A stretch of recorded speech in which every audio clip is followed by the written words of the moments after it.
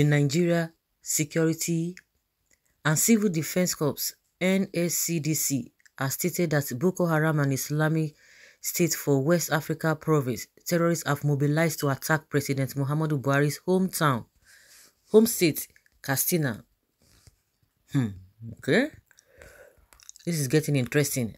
Another intelligence report revealed plans by two bandit groups to attack Lagos Federal Capital Territory, Katsina, Zamfara, Kaduna, and Kogi.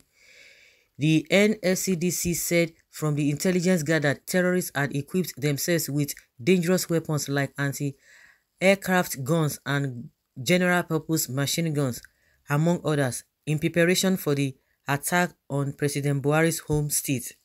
These were contained in a leaked report dated July 25th titled Heightened Plots by Terrorists to Stage Coordinated Attacks in Parts of the Country and cited by the Punch. The report, signed by the Deputy Commandant General Controller in charge of Operations, Didi Mungadi, was addressed to all commands.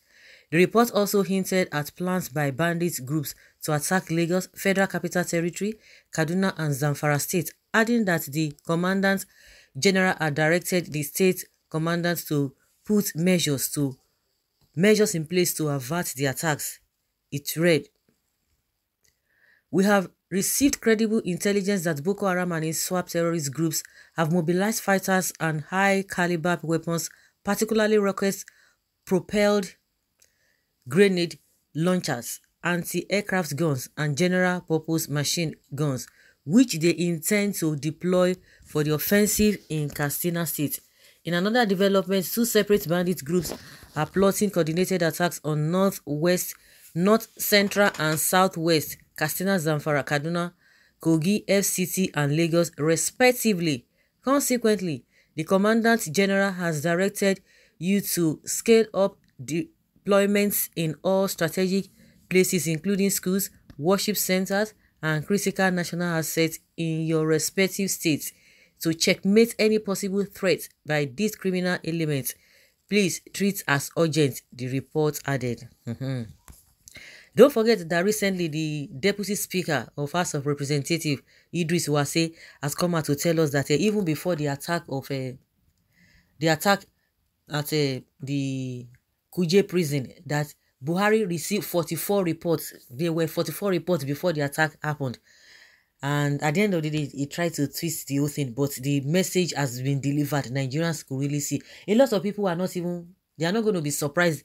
They are not going to be bothered. They are not going to be perturbed by that revelation because they have been saying it over and over again. There is something that this government knows about this whole thing. There's something, because these guys cannot continue to attack on a daily basis. In those days, while we were growing up, when you hear that criminals come to attack, or maybe armed robbers or what have you come to a particular place to attack, even if they are doing it, from time to time, they don't come like every day. It happens like maybe every 3 months, maybe every 6 months. It could be 8 months when they see that. Because when such thing happens, you see that the security operatives and the security officers, they always give attention to that particular area. But by the time they see that the security operatives and what have you have relaxed, that is when they will strike, when everybody has forgotten. But now, these days, it's just so baffling and it's so surprising to me that every day, every blessed day, there is no day you don't hear any attack. And that is to tell you that these guys are emboldened. They now know that nothing will happen, heaven will not fall. Because in those days, those criminals used to be afraid of all these police officers and the so-called soldiers. They are always afraid of them because by the time they come and hit you, they will fish them out. But now, and you can imagine how many Boko Haram members, we learned that there were 64 or 60 or so that escaped from Kuje prison. Till today, the government did not say anything about it. Just remember what happened at Owo as well. I think it was the third day, the presidency just came out and told us that the people who did this, even up to now, the so-called ISWAP that always take responsibility of all these attacks that they always carry out. Any little thing they would come out and say, oh, we are behind this whole thing. They didn't, up to today, they have not come out to tell us that they were behind it. But presidency was able to quickly tell us 3 or 4 or 5 days after the incident that it was ISWAP.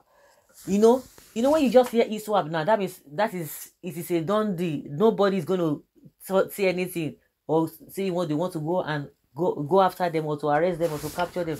Just exactly what happened at Kuje prison. They are not going to go after them.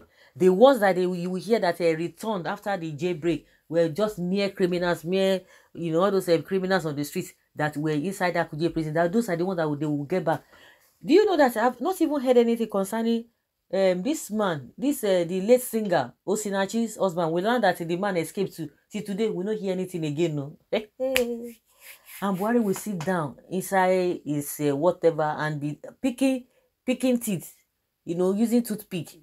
He'll be telling you, I'm shocked, because it has never even happened. Because most of all these incidents, all these attacks left, right, and center, you see that Buhari never cared to even go there. But when this Kuje prison attack when it occurred, we were surprised that Buhari just went there, and that very day he traveled out of the country, and when people were saying, oh, this man is really so insensitive to what is happening. So now this one is really a serious matter. Now Lagos is involved. When you hear that they are going to attack Katsina, Kaduna, people in the south will just like, okay, now then them, there's nothing we are going to be doing because we have already showed concern. It's like the people from the southern part of the country were always crying more than the bereaved, because they were always eager and always pained when any attack happened in the north. But as soon as the southerners got to understand that even the so-called northerners that you are even pitying, they don't even send you, they are not even bothered. Because I've always said it, that if there's any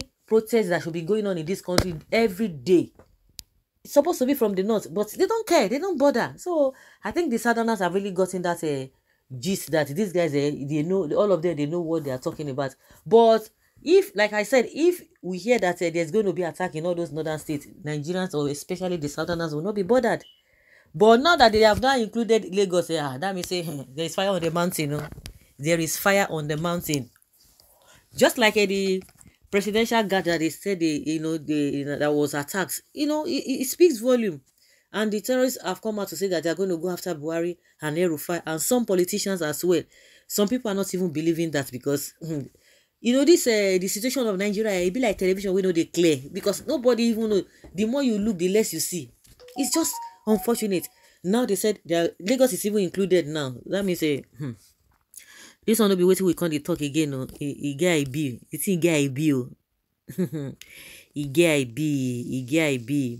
I think this is one of the revelations by late Malafia, when he was talking about a lot of things that will happen.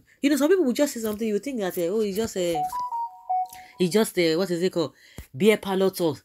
Some people are like, oh, they might hand over this government to terrorists. What happened in Afghanistan? You think that people are just talking anyhow, but it's looking like it. It's looking more like it. It's looking more like it. Okay. We'll see how this whole thing will come out. This is why we should shun tribalism and vote for competent person.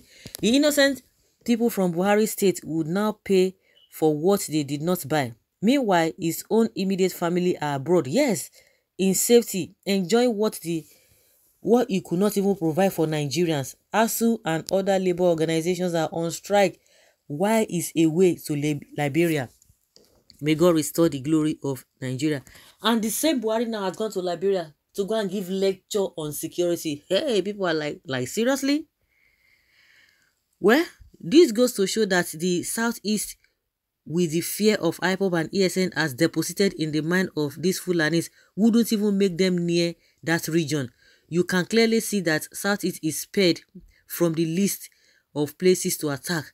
My plight is this: they should go to Bodilon and carry out the attack, because nothing concerns we common Lagosians for this matter.